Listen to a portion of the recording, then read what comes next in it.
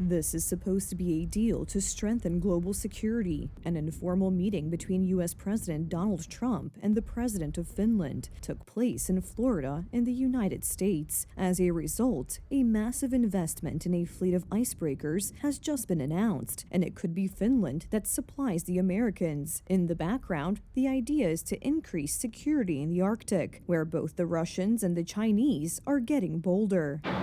There are no greater ice-crushing specialists. The ships designed in Finland are among the best. It is enough to say that 80% of such vessels in the world were designed by Finnish companies, and more than half were built in Finnish shipyards. Now a record order may be coming to Finland. The United States is interested in boosting its tiny two-ship icebreaker fleet.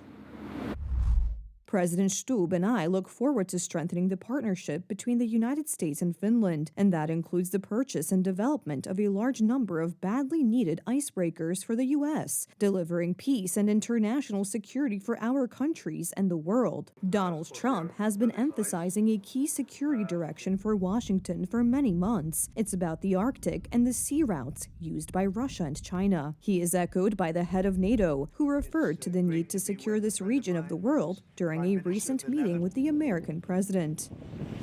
When it comes to the high north and the Arctic, you are totally right. The Chinese are now using these routes. We know that the Russians are rearming. We know we have a lack of icebreakers. So the fact that the outside Russia, there are 7 Arctic countries working together on this under US leadership is very important. But according to the Americans, there can be no improvement in Arctic security without an increased American presence on a key island in the region. It concerns Greenland, according to Washington, insufficiently secured by Denmark, from which Greenland is formally dependent. The Americans are exerting pressure for closer relations. If you look at Greenland right now, if you look at the waterways, you have Chinese and Russian ships all over the place. And we're not going to be able to do that. We're not relying on Denmark or anybody else to take care of that situation. And we're not talking about peace for the United States. We're talking about world peace. We're talking about international security.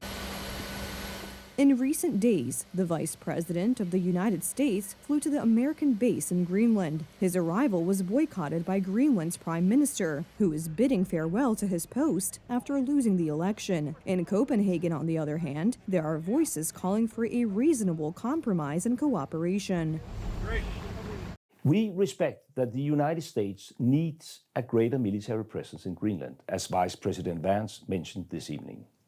We, Denmark and Greenland, are very much open to discussing this with you, with an open mind. We still have the defense agreement from 1951. It offers ample opportunity for the United States to have a much stronger military presence in Greenland. If that is what you wish, then let us discuss it. There are many indications that after an initial rather aggressive exchange of pleasantries, Washington and Copenhagen may come to an agreement. All the more so because in the wake of the increased military presence, the Americans may make business proposals, which the new Greenlandic authorities are already known to care about.